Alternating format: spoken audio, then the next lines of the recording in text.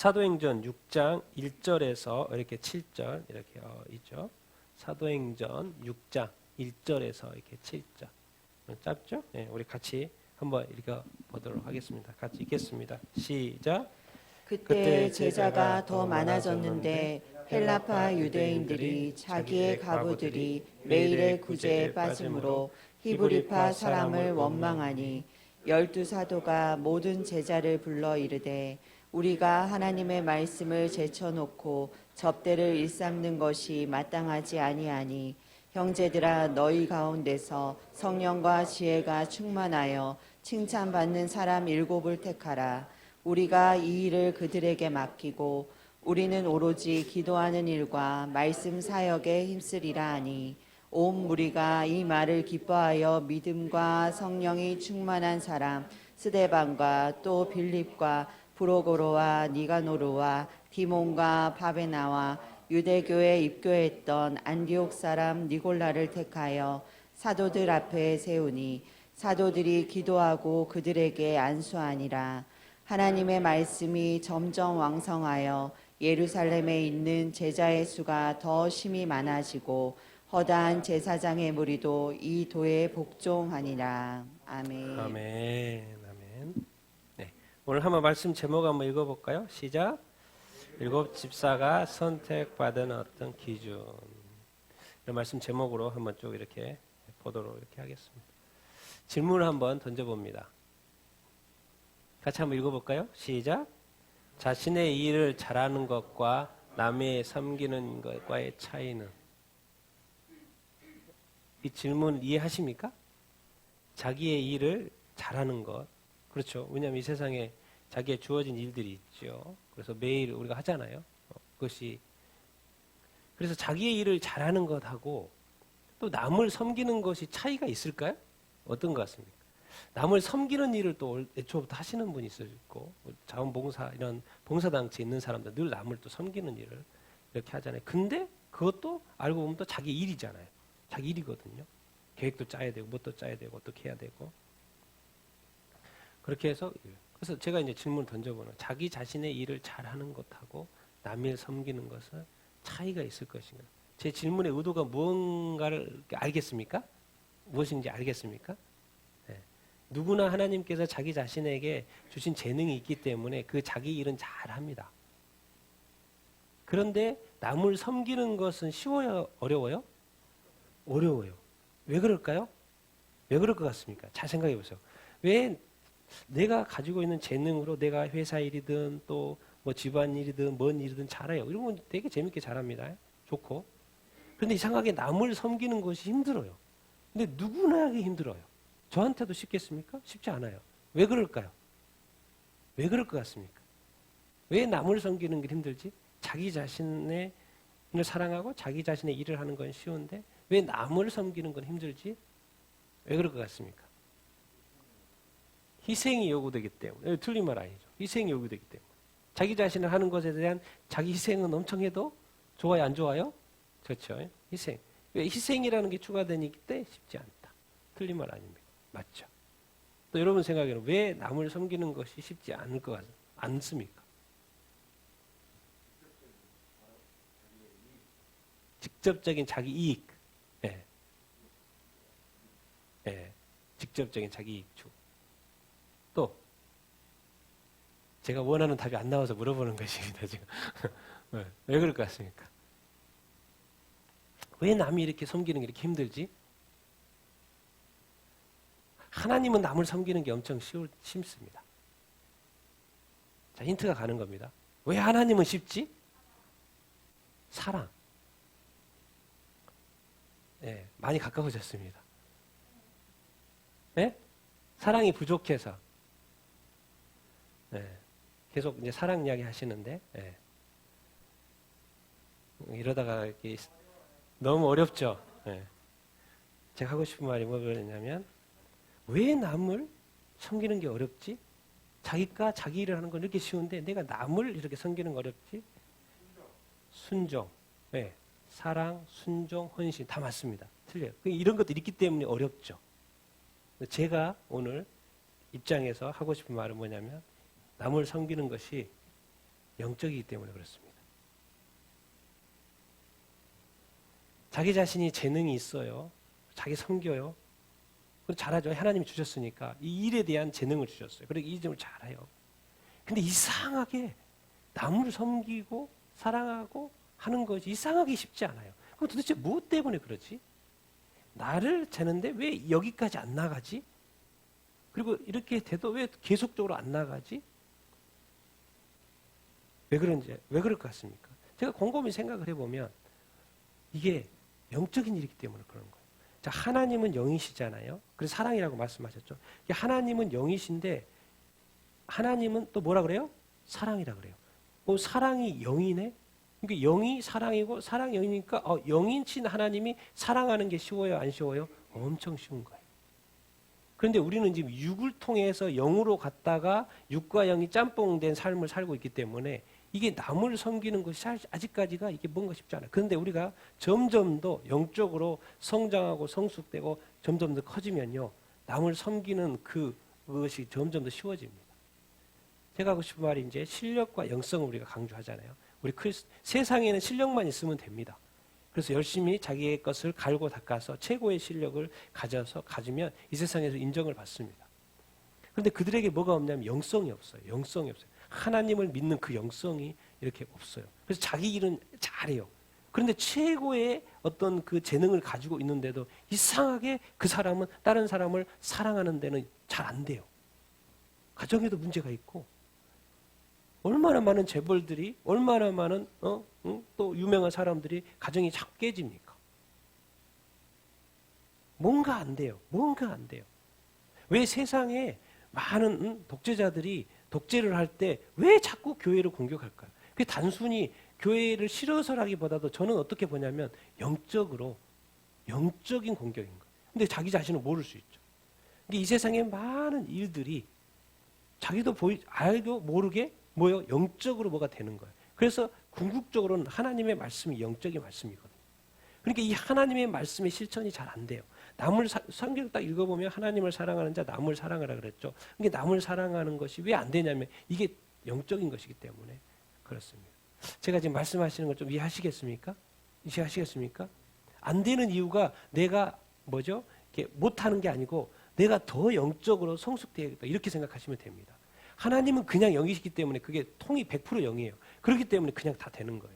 근데 우리는 자꾸 영이 자라야 되는 타임에 있는 거예요. 그러니까 더 잘한 사람이 있고 아직 덜 잘한 사람이 있기 때문에 그게 이미 그 지식 자체가 없을 수도 있고요. 또 하려고 해도 안 되는 타임의 단계에 있을 수가 이렇게 있는 것이죠. 그렇기 때문에 계속 성경이 성령 충만해라, 영적으로 성숙해라, 잘하라고 하는 이유가 있습니다. 왜? 그렇게 해야지만 그게 가능하기 때문에. 예쓰는 단계가 아니라 그냥 되어지는 단계. 그래서 제가 이 질문을 제가 던져놓고도 성공을 이렇게 하고 이게 사랑이나 이런 헌신이나 순종 틀린 말이 아니죠. 그렇게 해야 되는 게 쉽지 않죠. 그렇지만 이것이 뭔가 영적이기 때문에 내가 잘 안 되는구나 이런 생각도 여러분 해보시는 여러분들 다 되기를 좀 이렇게 축원합니다. 자, 오늘 말씀을 한번 보면서 또 나눠보십시다. 같이 한번 읽겠습니다. 시작. 그때 제자가 더 많아졌는데 헬레파 유대인들이 자기 과부들이 매일의 규제에 빠짐으로 히브리파 사람을 원망하니.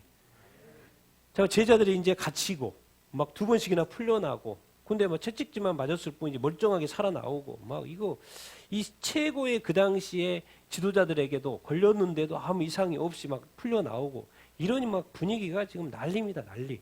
복음은 막 계속적으로 멈추라고 그랬는데 계속적으로 전해지고 그 숫자가 많다 보니까 이미 많아진 상태에서 또 그 확장은 더 쉽게 되는 거예요. 그러다 보니까 지금 제자들이 감옥에 갇히고 풀려 나온 이 상태인데도 불구하고 제자들이 막 더 많아지는 거예요.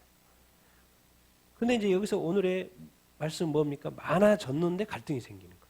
많아지면 더 좋아지는 거 좋았죠. 많아졌다는 것 자체는 좋은데 구체적으로 들어가면 이제 뭐가 생기기 시작하냐면 갈등이 생기기 시작을 이렇게 하는 것이죠. 한 사람, 두 사람, 세 사람 모일 때는 괜찮은데 계속 숫자가 많으면 우리 교회에도 갈등이 생기고 어떤 조직에는 다양한 갈등이 생깁니다. 그래서 오늘은 이제 뭐예요? 헬라파 유대인들, 여기는 또 히브리파 유대인들. 그리고 여기 내용은 자기의 과부들이 매일 구제에 빠지는 거예요. 매일 구제가 되어지고 있었나 보죠. 근데 그 구제에 빠지는 거. 헬라파 유대인들, 히브리파 유대인들. 히브리파 유대인들은 뭡니까? 토박이. 예루살렘, 이스라엘 지역의 토박이. 그러니까 해외에 갔다가 오지 않는 그냥 계속 그 자리에 살고 있는 그 히브리파 유대인들. 근데 헬라파 유대인들은 뭐겠어요? 그 당시 헬라 문화권, 헬라어를 쓰는 문화권, 이스라엘을 벗어나서 다른 지역에서 살다가 귀환한 유대인. 그래서 거기에서 같이 살고 있는. 그래서 이 사람들이 헬라 지역에서 살다 왔으니까 언어를 주로 뭐로 쓰겠습니까? 당연히 헬라어가 익숙해요. 그게 배운 거니까. 그래서 헬라어를 주로 써서 자기 모임에서도 헬라어를 썼을 거예요. 그런데 이 사람들은 뭐에 익숙해요? 그 당시에 그 히브리파 사람들이 잘 썼던 것은 그 아람어. 그 아람어를 썼을 것이고. 아람어를 자주 썼어요. 그러다 보니까 이게 나누어지고. 그러다 보니까 이 사람들이 뭐 이렇게 텃세를 부르는 건지 의도적으로 그러는 건지 아닌 건지 모르지만 어쨌든 이 사람들이 이 히브리파 자기 과부를 매일 구제해서 이렇게 빼먹는다는 거예요. 자꾸 안 해준다는 거예요. 그러니까 이게 이제 섞였을 때 이게 문제가 발생하는 것이죠. 지금 이스라엘도 뭡니까? 이스라엘도 지금 뭐예요? 이스라엘 공동체, 이스라엘 유대인만 사는 게 아니고 유대인이지만 지금 예수님 믿는 사람들이 생겼잖아요. 지금 몇 명이라고 합니까?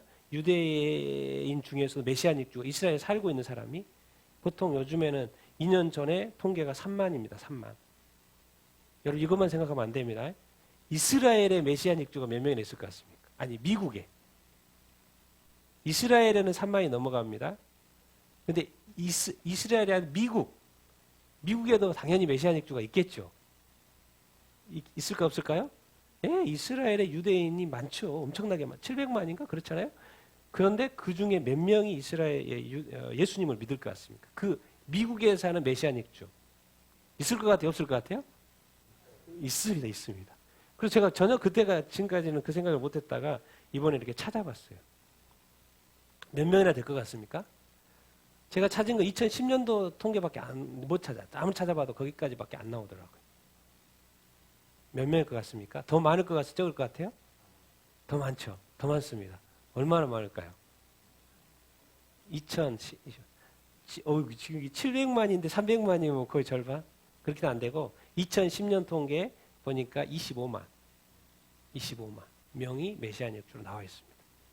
이스라엘에는 또 3만은 적지만 또 이스라엘을 벗어나서 지금 미국만 뭐요? 25만. 그것도 2010년도에 이제 10년이 지났지 않습니까? 2010년도에 25만. 그럼 또 지금 늘어났을까? 안 늘어났을까요? 늘어났겠죠. 그리고 다른 지역에 있는 유대인들 중에서도 메시아닉 주가 있을까요? 없을까요? 있을까요? 지금 이제 알리야를 통해서 많은 유대인들이 지금 뭐죠? 이스라엘로 돌아가고 이렇게 있죠. 그러면 지금 뭐예요? 자꾸 섞이죠. 왜? 민족이 다른 것 같은 아프리카에서도 오는 러시아에 여기저기에서 오는 유대인들이 지금 완전히 지금 살고 있습니다. 지금 갈등이 있을까요? 없을까요? 있을 확률이 높죠. 그런데다가 그 중에 또 메시아닉 또 주 예수님을 믿는 유대인도 이렇게 생기고 그러니까 지금 현재 이스라엘 사도 아주 복잡한 상태라고 지금 가고 있는 것이고 지금 제가 이제 한 900만 되는 줄 알았더니 제가 지금 이스라엘 인구가 879만 명으로 이렇게 되어 있습니다. 그러니까 지금 이스라엘 이 많은 사람들이 살다 보니까 자꾸 이제 갈등이 생길 수밖에 이렇게 없고 지금 뭐 이스라엘은 또 뭐죠? 그 근본주의 또 아주 유대인들이 있지 않습니까? 150만 되는 또 그분들과의 또 여러 가지. 그래 이건 거예요. 지금 이스라엘 사회에 지금 유대인들 사이에 지금 이제 기독교 공동체가 형성이 되고 있는데 그 공동체가 또 세다 보니까 지금 헬라파 출신들이 있고 히브리파 본토박이도 있고 그러니까 자꾸 이제 갈등이 생기는 사람이 많아져서 좋긴 한데 이제 갈등이 생기는 그런 어떤 상황 이렇게 인 거예요. 그래서 이것을 어떻게 해야 하는 거냐. 이제 갔습니다. 그래서 이제 답이 이제 하나씩 찾아가는 거죠. 같이 읽겠습니다. 시작. 12사도가 모든 제자를 불러 이르되 우리가 하나님의 말씀을 제쳐놓고 접대를 일삼는 것이 마땅하지 아니하니 지금 구분을 해놨죠. 뭐라고? 12사도하고 또 모든 제자를 딱 구분을 해놨죠. 뭔가 의미가 있죠. 12사도가 모든 제자를 불러서 하나님의 말씀을 하려고 하고 저기는 뭐예요? 접대를 일삼는 거. 앞에 말로 1절로 하면 뭐예요?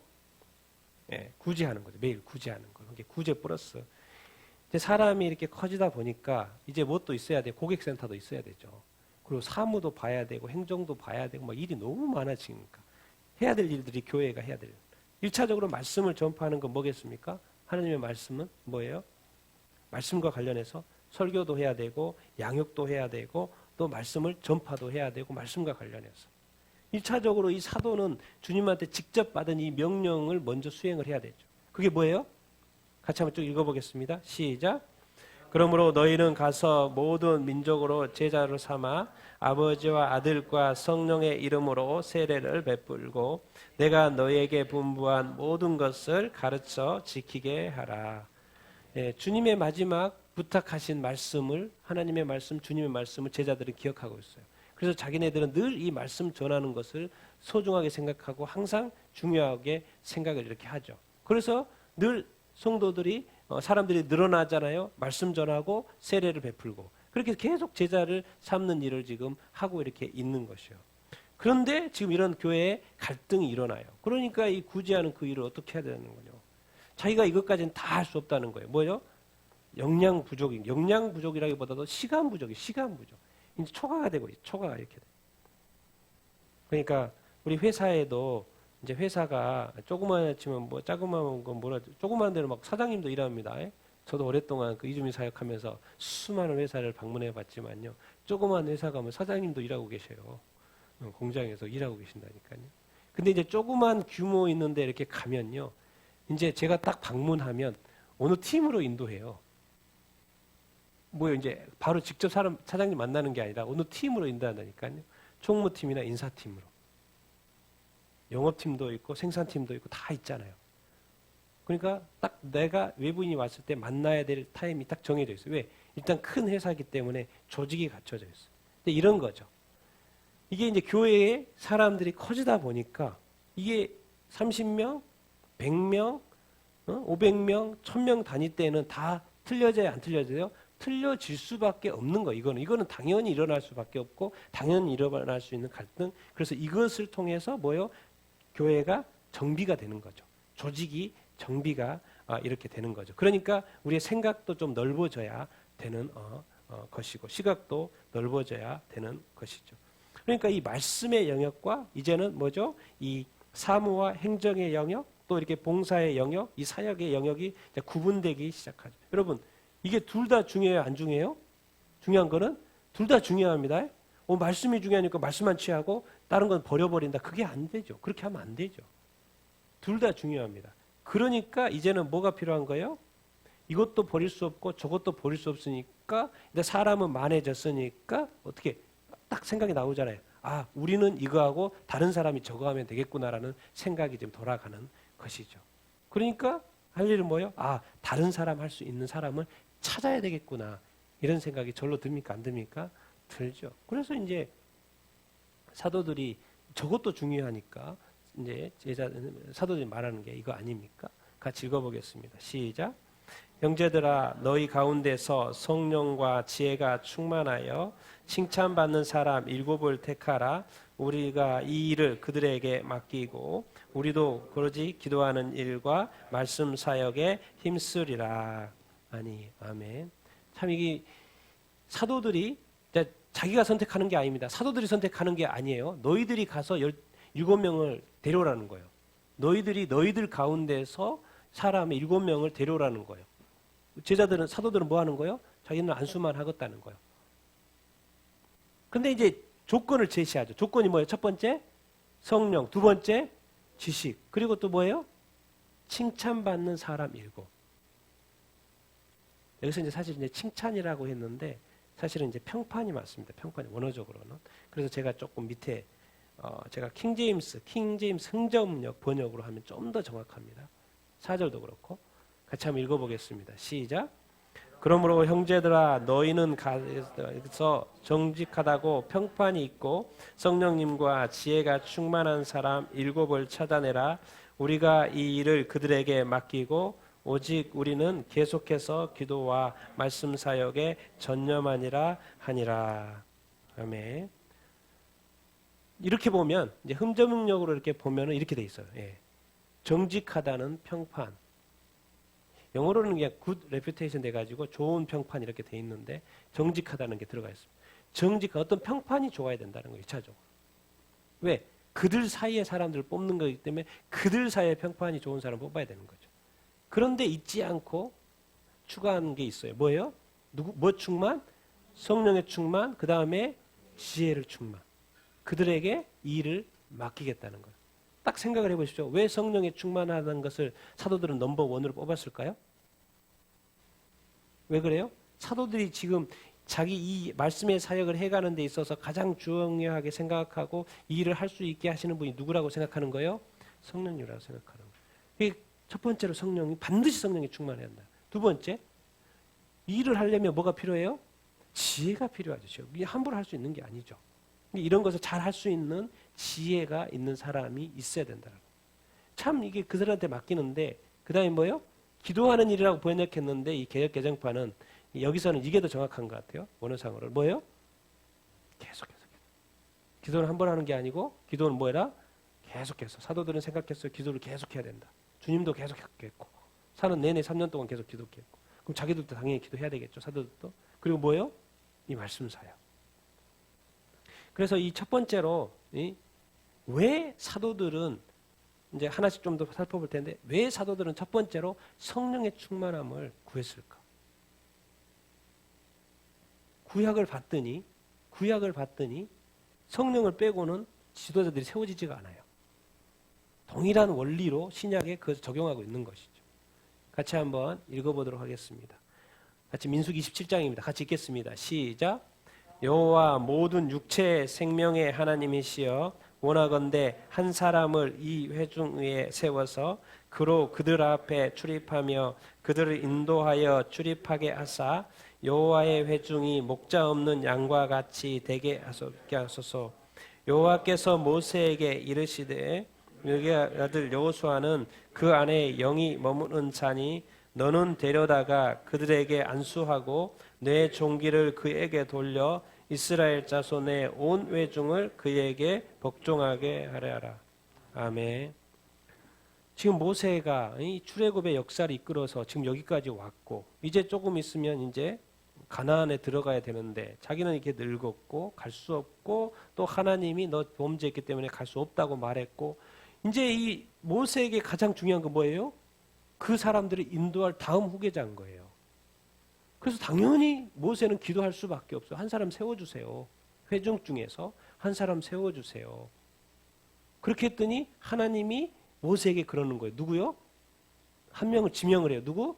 눈의 아들 여호수아. 그런데 이런 말씀을 하세요. 그 안에 뭐가 머무는 자다? 영이. 여기서는 영은 이제 성령입니다. 그 안에 누가 머무는 자? 성령이 머무는 자다. 모세가 지금 이 출애굽의 귀한 역사를 해왔을 수 있었던 것은 모세 힘으로 한 게 아니죠. 뭐죠? 하나님이 명령하셨을 뿐만 아니라 이 명령 가운데 이것을 수행할 수 있었던 것은 뭐로 충만했기 때문에 그러는 거예요? 성령이 충만했기 때문에. 그래서 하나님도 이제 여호수아에게 어떻게 보면 더 이제 거기는 애굽에서 빠져나오는 것이지만 이제는 이제 뭐요? 가나안 땅에 들어가서 뭐 해야 되는 거? 전쟁을 해야 되는 거. 이제 피땀 흘려 전쟁을 해야 되는 거예요. 엄청난 일이 남아 있는 것이죠.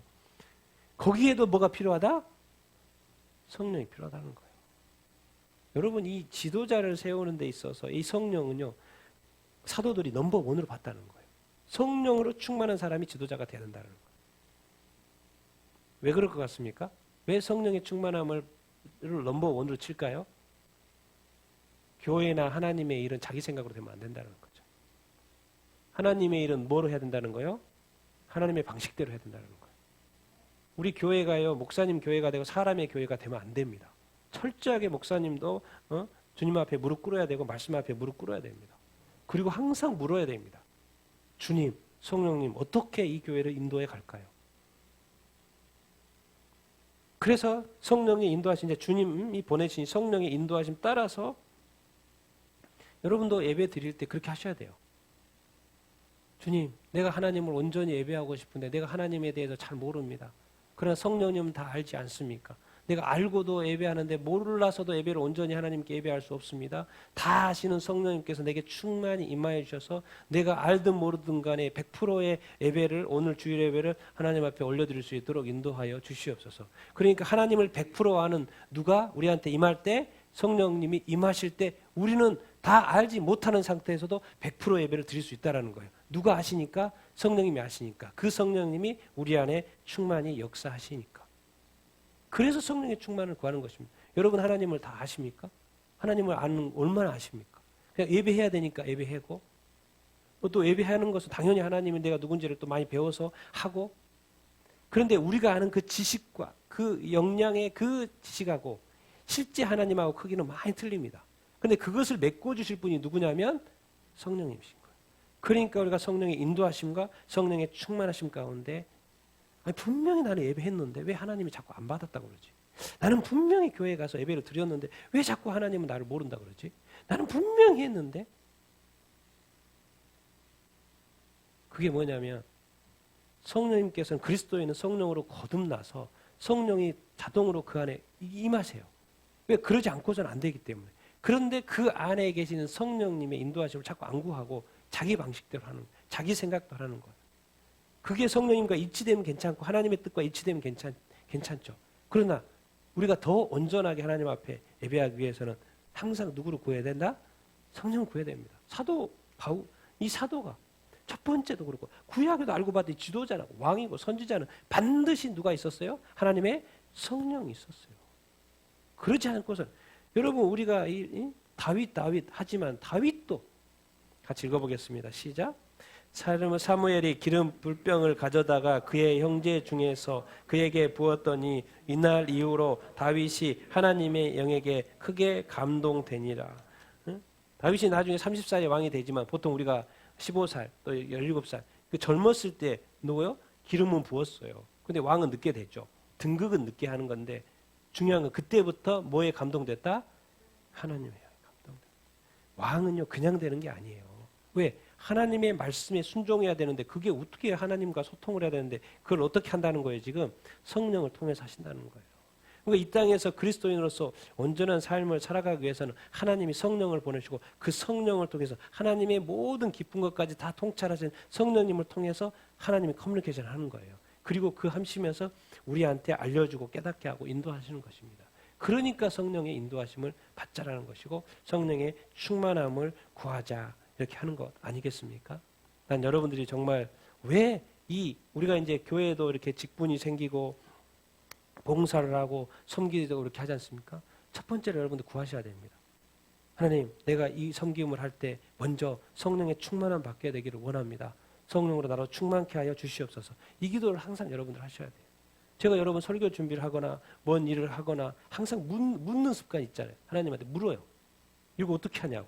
이렇게 자꾸 왜 이런 습관이 있냐면은 왜? 이 교회는 주님의 교회라는 걸 알기 때문에 내가 내 마음대로 하는 게 아니잖아요. 그렇게 하면 안 되잖아요. 그렇기 때문에 항상 내가 종으로서 이렇게 물으려고 한다고요. 여러분들이 이 섬김은 주님의 교회예요. 주님의 나라고 주님의 교회. 그렇기 때문에 그런 섬김을 할 때도 항상 내가 성령의 인도하심 받아서 하는 것이 중요하다는 생각을 하셔야 됩니다. 그리고 그 성령님 앞에 자기 자신을 내려놓고 인도함 받으려고 하는 것이죠. 이런 걸 바로 뭐라 그러냐면 영적이라고 그러는 거예요. 영적이라는 거예요. 근데 그것이 어느 정도 깊어지면요. 6인지 0인지 잘 모르겠네 할 정도가 됩니다. 분명히 6 같은데 영적이에요. 그 단계로 갑니다. 근데 그것이 수없이 많은 반복과 훈련을 통해서 그렇게 되는 것이죠. 근데 그 어떤 사람은 그냥 해요. 근데 그것이 다 100% 영적이에요. 저는 그런 사람을 압니다. 여러분, 왜 성령이 그렇게 중요한 것을 이렇게 강조하는지, 내가 과연 성령에 충만한지, 성령의 인도하심을 삶 가운데 이렇게 하고 있는 것인지. 난 여러분들이 성령 충만한 사람이 되기를 예수님의 이름으로 축원드립니다. 그리스도인은 첫 번째는 성령 충만입니다. 당연히 예수님의 이 말씀을 가졌기 때문에 그 다음부터는 성령의 충만인 거예요. 그것이 정말 그렇게 중요합니다. 신앙생활 하면 할수록 성령의 충만이 중요하구나. 그런 생각을 저는 절로 하고 말씀을 봐도 구약을 열어봐도 신약을 봐도 만약에 하나님께 쓰임받기를 원하고 하나님 앞에 온전한 삶, 온전한 봉사, 온전한 하나님의 부르심에 순종하기를 원한다면 성령의 충만함이 없이는 안 된다는 거예요. 그래서 사도들도 지금 사람을 세워야 되잖아요. 교회의 봉사자를 세우는 거예요. 사역자를 세우는 거예요. 그런데 첫 번째로 제시하는 게 뭐다? 성령의 충만이에요. 이유가 있는 거예요. 괜히 그런 게 아니에요. 이유가 있어서 그러는 거예요. 질문 던져보면 그러니까 여러분들은 성령의 충만함을 얼마나 많이 자주 구하십니까? 이렇게 질문 던졌을 때 여러분 어떻게 대답하시겠습니까? 열심히 일하려고 하는 거 좋습니다. 그러나 일하는 사람에게 사도들이 보는 거는 성령이 충만한지를 지금 조건을 제시하고 있다는 것이죠. 자, 성령에 충만하면 당연히 그 다음에 두 번째는 뭐겠습니까? 지혜입니다. 지혜. 왜 지혜가 중요합니까? 성령이 충만해도 지혜가 충만한 사람을 이렇게 뽑으라고 이야기를 이렇게 했죠. 한번 읽어보겠습니다. 시작. 지혜는 선과 악, 진리와 거짓, 하나님의 뜻과 인간의 생각을 분별. 대저 여호와는 지혜를 주시며 지식과 명철을 그 입에서 내심이며 그는 정직한 자를 위하여 완전한 지혜를 예비하시며 행실이 온전한 자에게 방패가 되시나니. 아멘. 자, 지금 말씀 전하고 하는 사도들이 이제는 약간 사무적인 것과 행정적인 것과 이 봉사 영역을 해야 되기 때문에 이 많은 것이 사람의 문제고 갈등의 문제고 관계의 문제예요. 이 사무 일들을 잘 해가기 위해서는 반드시 뭐가 필요한 거예요? 지혜가 필요한 거예요. 지혜는 뭐예요? 분별력인 거죠. 옳고 그름을 판단할 수 있어야 돼요. 뭐 제대로 결정을 이렇게 해야 되기 때문에 이런 어떤 두 가지 영역 속에서 이것을 잘 해낼 수 있는 거예요. 그래서 우리가 지혜서 하면 어디입니까? 잠언이죠, 잠언. 그래서 제가 잠언도 쭉 한번 읽어봤습니다. 이거 설교 준비하면서. 그래서 그냥 두 구절만 가져온 거예요. 근데 알고 봤더니 지혜 하는데 하나님의 섬기려고 하는데 지혜가 필요하대. 근데 잠언서 읽으면서 깨닫는 건 뭐예요? 지혜는 또 누가 주세요? 하나님이 주세요. 하나님이 좀 더 신약적으로 하면 하나님이 성령을 통해서 주시는 거예요. 그래서 지혜의 은사도 있잖아요. 하나님께서 주시는 거예요. 하나님의 일은 하나님의 방법으로 한다니까요. 하나님의 영으로 해요. 그러니까 하나님은 지혜를 주신다니까요. 지혜를 주셔야 되죠. 왜? 하나님의 방법대로 일을 하기 위하여서. 그러니까 지혜의 은사를 우리가 받을 필요가 이렇게 있는 거죠. 그러니까 하나님의 교회에 지혜가 반드시 필요하기 때문에 사도가 지금 성령과 지혜 두 번째로 언급을 하고 이렇게 있는 거예요. 이것조차도 누가 준다? 하나님이 주신다는 거예요. 성령을 통해서. 그리고 7절에 정직한 자를 위하여 여기도 어떻게 붙여놨어요? 완전한 지혜. 우리가 지혜가 있다고 하지만 어떻게 완전한 영역의 지혜가 있을 수 있을까? 근데 성경은 이런 표현을 하고 있습니다. 근데 성경에 하나님이 주실까 안 주실까요? 완전한 지혜? 누구에게? 정직한 자. 여러분이 하나님 앞에 흠없이 정없이 살고 있으시면 여러분 또 지혜를 구하면 주실까요 안 주실까요? 주신다는 거예요. 하나님이 아끼실 분이 아닙니다. 아끼실 분이 아니에요. 저는 여러분들이 정말 완전한 지혜에 이를 수 있는 여러분들, 완전한 지혜를 갖는 여러분들 다 되기를 예수님의 이름으로 축원드립니다. 아멘. 이제 수많은 성도들이 교회의 일들을 해야 되기 때문에 사역들을 해야 되기 때문에 지혜롭게 해야 되고 또 정직하게 해야 되고 공의롭게 해야 되고 그렇기 때문에 지혜가 필요할 수밖에 없어요. 이거는 그냥 막 되어지면 수많은 일들이 갈등들이 발생을 하기 때문에 그래서 이런 처리 능력이 필요한 거고 또 이게 교회가 잘 돌아갈 수 있도록 해야 되는 것이기 때문에 이렇게 그렇습니다. 그러니까 우리가 여러분도 또 잠언서를 또 한번 또 읽어보시고 또 자주 이렇게 읽으시고 그러면 이제 생각을 해보십시오. 이거는 뭐 그런 거고 중요한 건 항상 나니까 나는 그러면 지혜가 충만한 사람인가 아니면 지혜로운 사람인가 아니면 나가 완전한 지혜를 가진 사람인가 아니면 내가 늘 삶을 살아갈 때 지혜롭게 행동을 하는가 아니면 그 지혜를 그러니까 있다고 생각하는 것인가 아니면 지혜로 어떤 것 같습니까 여러분은 삶이든지 신앙이든지 여기는 이제 교회를 위한 거니 교회도 그렇지만 당연히 그래야 되고 삶의 영역 속에서 여러분도 좀 이렇게 지혜로운 사람 같습니까? 어떤 것 같습니까? 여러분들 이렇게 하면 좀 답이 쉽게 돼요. 조금 지혜로운 것 같습니까? 그러면 좀 부담이 없죠. 완전하다 그러니까 좀 이게 힘들죠. 이 대답을 완전한 지혜는 당연히 저도 당연히 완전한 지혜까지는 이렇게 아니고 근데 여러분 지혜로운 것 같습니까? 근데 여러분 걱정하지 마십시오. 누구를 구하면 돼요? 이 지혜조차도 누구로부터 와요? 네, 하나님으로부터 오고 성령으로부터 옵니다. 그러니까 여러분 이 세상에 우리가 더 하나님 앞에서 온전한 삶을 살기 위해서는 우리가 노력한 게 아니고 인간을 아십니다. 하나님은. 너무나도 잘 아세요. 그러니까 하나님은 하늘의 걸로 채워주시려고 그래요. 채워주시려고 그래요. 그러니까 그 채움을 받으시려고 하면 됩니다. 그게 1차적으로 누구예요? 성령이에요. 성령의 충만을 받고 하나님 내가 이것을 하는데 이것이 필요합니다. 이 은사를 주십시오라고 하면은 왜?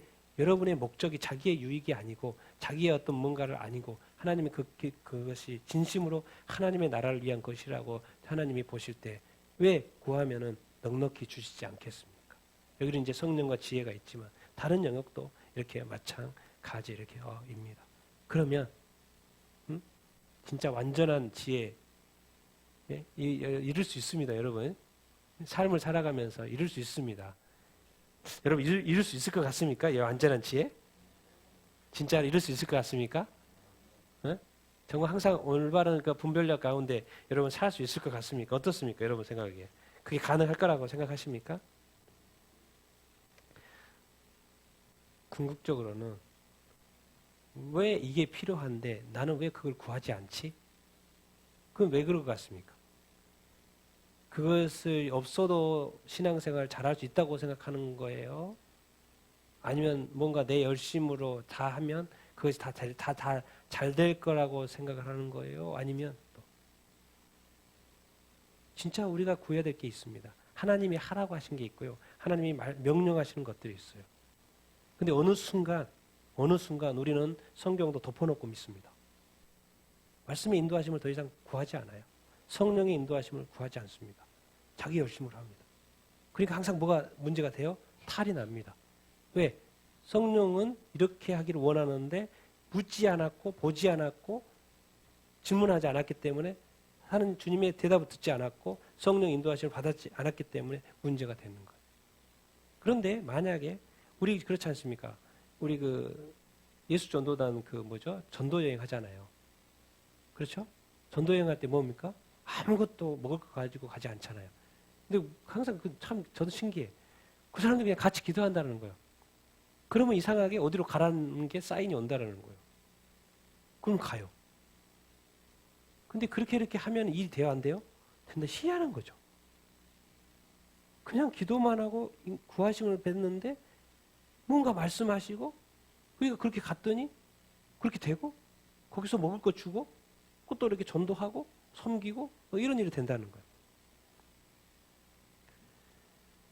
정말 우리가 이 땅에서 이렇게 살아가면서 어떠한 방법으로 사는가? 정말 하나님의 방식으로 사는가?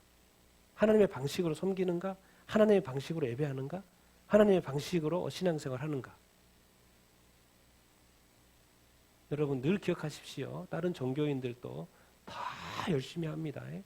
최고로 열심히 합니다. 저는 여러 지역에서 살아봤고 그들을 봤기 때문에 압니다. 정말 최고로 열심히 신앙생활 합니다.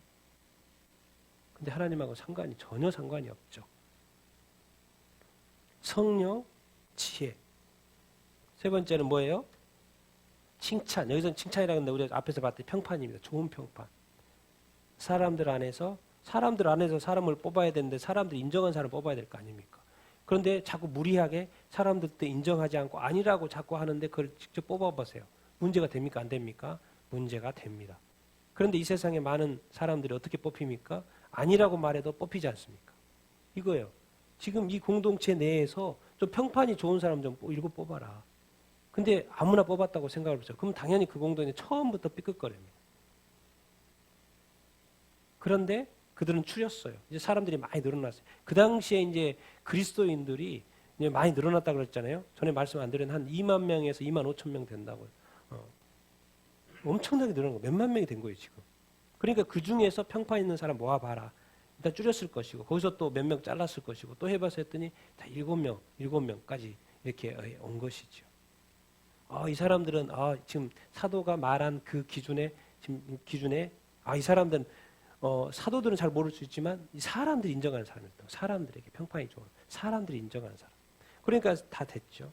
그래서 데려온 거예요. 7명은. 그래서 안수하는 거죠. 같이 읽겠습니다. 시작. 온 무리가 이 말을 기뻐하여 믿음과 성령이 충만한 사람 스데반과 빌립과 브로노고와 니가노르와 디몬과 바메나와 유대교에 입교했던 안디옥 사람 니골라를 택하여 사도들 앞에 세우니 사도들이 기도하고 그들에게 안수하니라. 아멘. 여기 또 믿음이 하나 들어가 있죠. 그래서 온 무리가 이 말을 기뻐했다는 거예요. 그 말은 뭔 말이에요? 온 무리 가운데 이 7사람이 잘 알려진 사람이었다라는 거예요. 칭찬받고 있었고 평판이 좋은 사람이었다라는 거예요. 그래서 그 사람을 7명을 딱 이렇게 데려왔어요. 근데 그 중에는 또 한 사람은 또 유대교에 입교했네. 원래 유대교가 아닌데 유대교에 입교했던 니골라까지 해서 7명. 그러니까 이방인 중에도 유대교로 이제 일단 들어왔으니까 이 사람도 여기가 된 거죠. 예수 믿고 그러니까 선택의 기준이 된 거예요. 그러니까 어떻게 보면 처음에 이방인이었지만 유대교로 들어와서 그렇게 된 니골라까지 해서 총 7명을 됐거든요. 그래서 사도들은 뭐예요? 사람들이 다 인정하니까 그냥 안수합니다. 사도들 이 중에 모르는 사람이 있을 수 있죠. 뭐 인터뷰를 했는지 모르지만은. 그런데 그냥 사람들이 인정하니까 사도들도 오케이. 사도를 세우니 사도들이 기도하고 그들에게 안수해서 7명. 그래서 뭐 우리가 이제 7집사 이렇게 이야기하고 그러지 이렇게 않습니까? 그런데 놀라운 것은 성경은 이 사람이 2사람만 기록을 하고 있죠. 다른 사람은 기록해요? 안 기록해요? 기록하지 않고 있어요. 이 사람은 그 당시에 최고로 인정받는 사람들이었어요. 그래서 특별하게 7명을 뽑힌 사람이에요. 근데 성경은 딱 2사람만 기록을 해요. 누구하고? 스데반과 누구하고요? 빌립. 그러니까 그리스도인들 중에서도 신실한 자 중에서도 뭐요? 유명한 자가 있고 무명한 자가 이렇게 있는 거예요. 근데 사실 유명한 자가 많아요? 무명한 자가 더 많아요? 무명한 자가 많아요. 그러니까 성경에 보니까 하늘나라에 가봤더니 수많은 무리들이 각각의 민족에서 왔다라는 거예요. 그러니까 우리가 사실 몇 사람 압니까? 유명한 사람 몇 사람 알지. 그러나 무명한 그리스도인들이 너무나도 많다는 것입니다. 그러니까 여러분 삶을 살아가면서 좀 못 알아줘도 너무 저기 하지 마십시오. 누구는 알아줘요? 사람은 못 알아줄 수 있지만 누구는 다 알아줍니까? 주님은 알아준다는 거예요. 주님은 알아준다는 거예요. 너무 낙심하지 말고 좌절하지 마시고요. 정말 주님을 섬긴다고 생각하시고 주님의 교회, 주님 나라를 생각한다 그러시고 때로는 이제 섬기면서도 사실 어려움이 발생할 수 있거든요. 섬기면서도 지쳐요. 섬기면서도 또 뭐 칭찬은 고사하고 뭐요? 오히려 뭐 욕도로 먹을 수 있다니까요. 너무 걱정하지 마시고 염려하지 마시고 정말 주님 앞에 올바르다면은요. 주님 앞에 나가게 되길 바랍니다. 그러면 주님은 인정하시 안 하세요? 주님이 인정하시고 정확하게 그대로 보상합니다. 정확하게 주님은 보상 이렇게 합니다. 그래서 이걸 통해서도 알 수 있는 것은 우리가 유명한 자가 되고 이름 있는 자가 될 수 있지만 이름이 성경에 아예 이름조차 여기까지만 하고 끝나버려요. 왜 그래요? 사실 성경은 모든 사람의 모든 스토리를 다 기록할 수가 없어요.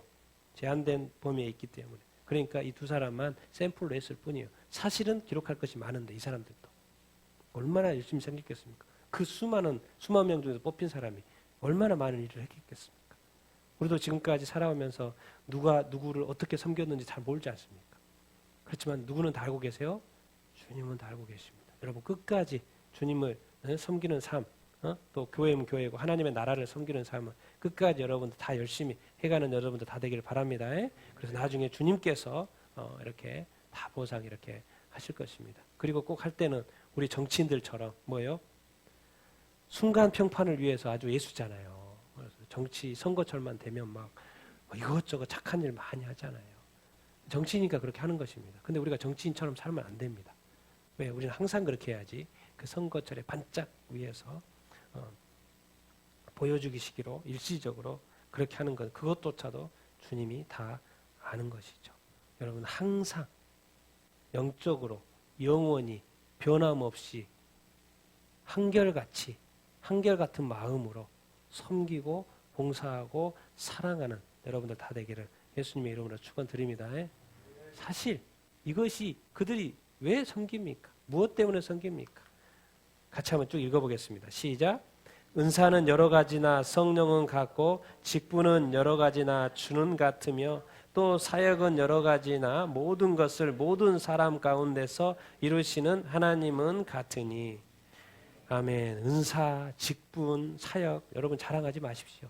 다 누가 주신 거예요? 하나님이 주신 것입니다. 그러니까 목사님이나 사역자들 높아지면 안 된다는 말이에요. 오히려 모든 사람의 종이 되라고 주님이 말씀하시는.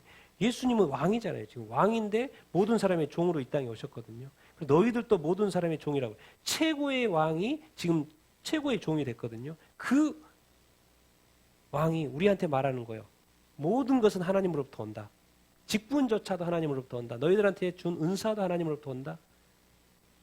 사역조차도 교회의 수많은 사역조차도 누구로부터 온다? 하나님으로부터 온다는 거예요. 그러니까 누구만 높아야 된다? 하나님만 높아져야 되는 것이에요. 그러니까 인간이 높아지는 일은 교회에서는 절대로 없어야 이렇게 하는 거예요. 다 나눠주신 분이 하나님인 거죠. 같이 읽겠습니다. 시작. 마땅히 생각할 그 이상의 생각을 품지 말고 오직 하나님께서 각 사람에게 나눠주신 믿음의 분량대로 지혜롭게 생각하라. 우리가 한 몸에 많은 지체를 가졌으나 모든 지체가 같은 기능을 가진 것이 아니니 이와 같이 우리 많은 사람이 그리스도 안에서 한 몸이 되어 서로 지체가 되었느니라. 우리에게 주신 은혜대로 받은 은사가 각각 다르니 혹 예언이면 섬기는 일이면 가르치는 일로 위로하는 일로 구제하는 자 다스리는 자 긍휼을 베푸는 자는 즐거움으로 할 것이니라. 아멘. 하나님께서 다 믿음의 분량대로 나눠주신 거고요. 그리고 많은 지체가 있는 것이고 우리는 한 몸이라는 걸 기억해요. 한 몸도 누구 안에서? 그리스도. 다 예수 믿는 사람이잖아요. 그리스도 안에서 한 몸으로 만들어서 서로 지체가 되었느니라. 서로 사랑해라. 서로 섬겨라. 서로 봉사해라. 서로 의지해라. 서로 지체가 됐다라는 거예요. 그래서 서로 살아가라고 주님께서 말씀하시는 것이죠. 그러면서 많은 은사가 있고 많은 영역들이 있다는 거예요. 다 다르다라는 거예요. 근데 한 가지 평가 기준이 있어요. 그것이 하나님 앞에 온전한지 아닌지를 평가하는 기준을 딱 제시해놨어요. 그게 뭐예요? 즐겁냐는 거예요. 지금 네가 그 일을 하면서 즐겁냐는 거예요. 행복하냐는 거예요. 기쁘냐는 거예요. 그걸 하면 할수록 너무 좋냐는 거예요. 근데 어떤 사람은 자기가 받았는데도 불구하고 섬기는데도 불구하고 봉사하는데도 불구하고 마음이 늘 불편해. 행복하지 않아. 즐겁지 하지 않아. 기쁘지 않아. 또는 내가 또 왜 이것을 또 해야 되나는 생각도 이렇게 들고 막 이런 고민에 빠져요. 뭔가 문제 있는 거예요. 뭔가 문제가 있는 거예요. 말씀으로 돌아가야 됩니다. 말씀으로 돌아가야 됩니다. 자기 중심으로 가고 있는 거예요. 지금. 생각하십시오. 여러분 예배하는데 즐겁습니까? 섬기는데 즐겁습니까? 또 이렇게 섬기는 뭐 이렇게 하는데 행복합니까? 기쁩니까? 아니면 가끔씩 왔다 갔다 합니까? 성경은 정확히 제시해놨어요. 즐거움으로 하냐라는 거죠. 왜? 다 그리스도로부터 왔고 하나님으로부터 왔고 그리스도 안에 서로 하나 되고 한 지체고 한 가족이고 영적인 영원한 가족인데 즐거움으로 해야 된다는 거예요. 예수님이 진짜 이 죄인을 구원하는 그 일이 즐겁지 않았으면 어떻게? 근데 즐거운데 핍박은 받아요. 즐거운데 고난은 받아야 되죠. 즐거운데 고난을 받아야 돼요. 즐거움의 고난? 헌신된 고난? 낙심되는 고난? 이기는 고난? 미치겠는 고난? 갈등 있는 고난? 갈등 있는 즐거움? 이런 거 여러분 즐겨보십시오. 여러분이 섬기는 데 있어서요 엄청난 스트레스 있는 즐거움. 스트레스 있는 즐거움. 스트레스 엄청 받으면서 섬겨보세요. 마음은 즐거우면서. 막 병 들어버렸어요. 너무 섬겨가다고 병 들어버렸어요. 근데 즐거워. 그럼에도 불구하고 즐거워. 고민이 너무 많아요. 그럼에도 불구하고 고민 있는 즐거움으로 섬기는 거. 누구를 위해서? 주를 위해서. 우리는 늘 완벽한 게 이런 거라고 생각해요. 완벽한 100%의 즐거움이 완벽한 문제없는 즐거움이 그것이 100%라고 생각해요. 그렇지 않습니다. 여러분 육의 눈으로 보면 그것이 그렇게 보이지만 영의 눈으로 보면요. 예수 그리스도의 십자가가요. 사랑으로 보입니다. 예수 그리스도의 그 고난이요. 은혜로 보여요. 예수 그리스도의 그 십자가가요. 좋아 보인다니까요. 나도 가야겠다는 생각이 든다니까요. 근데 육의 눈으로 보면 세상의 눈으로 보면 그것만큼 처절한 거죠. 어떻습니까? 그 피투성이 최고의 패배자, 최고의 수많은 사람들이 비난받는 그런 영의 눈으로 보면 예수님은 그것이 영광의 길이라는 걸 알기 때문에 예수님은 그 길을 가는 거예요. 여러분이 교회를 섬기면서 또 하나님의 나라를 위해서 섬기면서 구제할 수 있고 위로할 수 있고 가르치는 일 할 수 있고 긍휼을 베푸면서 낙심할 수 있고 좌절할 수 있고 갈등이 있을 수 있고 어려움이 있을 수 있고 스트레스 받을 수 있어요. 즐기십시오. 즐기세요. 그것이 영광입니다, 여러분. 그것이 면류관입니다. 이 땅에서의 삶에 힘들고 어려운 것이 면류관이 되는 여러분들 다 되기를 예수님의 이름으로 축원드립니다. 그래서 말씀하십니다. 그것이 그렇게 되기 위해서는 성령의 충만함을 받아야 된다. 그리고 그것이 좀 더 잘 되기 위해서는 지혜가 있어야 된다. 그냥 지혜롭고 그런 게 있어야 된다는 거예요. 그래서 그래야지 된다라는 거예요. 그리고 분명히 이 땅의 삶이 사람들 가운데 인정이 돼야 된다는 거예요.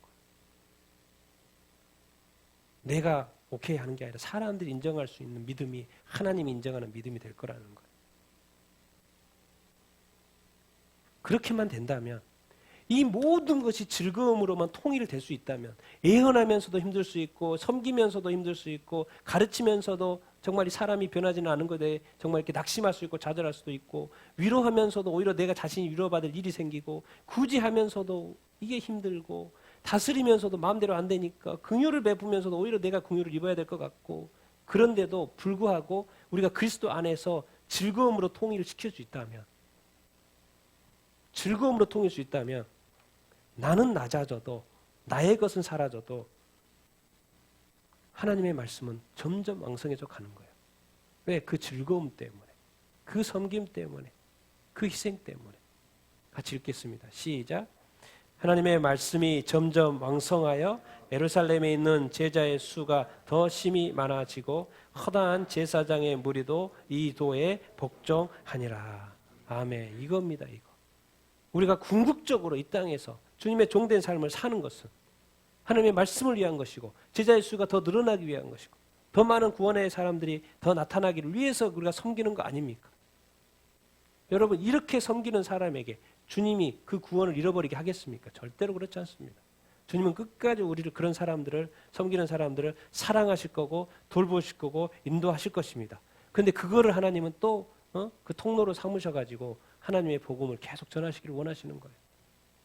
근데 그것이 중간에서 그 즐거움이 사라지는 순간 또 뒤로 물러가야 되고 또 지연돼야 되고 그런 거예요. 교회에 왜 갈등이 없겠습니까? 교회는 우리 교회라고 또 나중에 문제가 안 생기겠어요? 당연히 문제가 생깁니다. 그러면 그것을 넘을 수 있어야죠.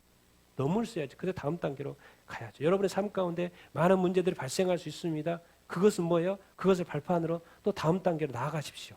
그 마음이 즐거움에서 흐트러지지 마십시오. 여러분 신앙이 잘못된 게 아닙니다. 믿음이 잘못된 게 아니에요. 환경에서 어려움 가운데 있을 수 있어요. 그러나 주님과 만나길 바랍니다. 큐티를 통해서 주님과 만나게 되려고 다시 한번 성령의 충만을 받고 내가 도대체 왜 이것을 견뎌내야 되지? 뭐 때문에요? 하나님의 말씀 때문에, 하나님의 나라 때문에, 하나님의 이름 때문에, 하나님의 이 복음 때문에 더 많은 영혼들 구원받는 그 일이 이것이 쓰임 받을 수 있기 때문에 그러는 것입니다. 여러분 그 본질을 잊어버리지 말고 내가 왜 살아야 되는지 그리스도인의 삶의 분명한 목적을 잃어버리지 말고 왜 성령 충만해야 되고 지혜 충만해야 되고 좋은 평만을 받아야 되는지 왜 말씀하시는지를 우리가 또 곰곰이 생각하고 그렇게 주님의 선발된 사람, 선택받은 사람 또 주님의 나라와 교회를 위해서 섬기는 사람 여러분들 다 되기를 예수님의 이름으로 축원드립니다. 그럴 때 하나님의 나라가 이루어지고 하나님이 큰 영광 받으시게 될 것입니다. 그리고 주님 다시 오시는 그날에 우리가 기쁘게 왜? 마음이 즐거우니까 이 모든 것을 이겨내고 있으니까 그 즐거움 가운데 우리 주님을 맞이할 수 있게 될 줄 이렇게 믿습니다. 다 그러는 여러분들 다 되기를 예수님의 이름으로 축원드립니다. 아멘. 우리 같이 한번 말씀을 생각하면서 이렇게 기도 이렇게 하십시다.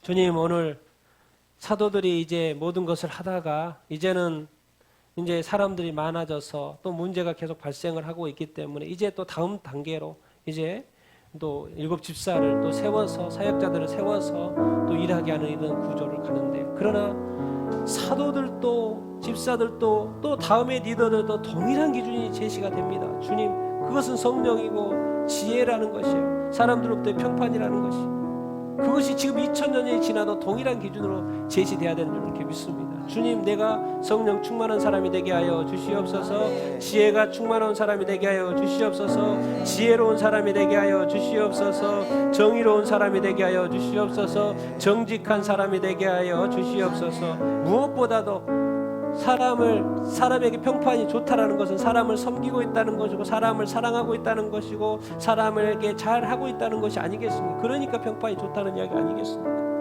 주님 우리가 사람과의 관계 속에서 이익과의 관계 속에서 사람과의 가족 관계 속에서 잘 할 수 있도록 잘 이길 수 있도록 주님 인도하시고 축복하여 주시옵소서. 그래서 주님의 종으로 더 준비되어서 주님의 나라를 위하여 주님 이 길을 갈 수 있도록 주님 인도하여 주시옵소서. 우리 같이 한번 말씀을 생각하면서 기도하도록 하겠습니다.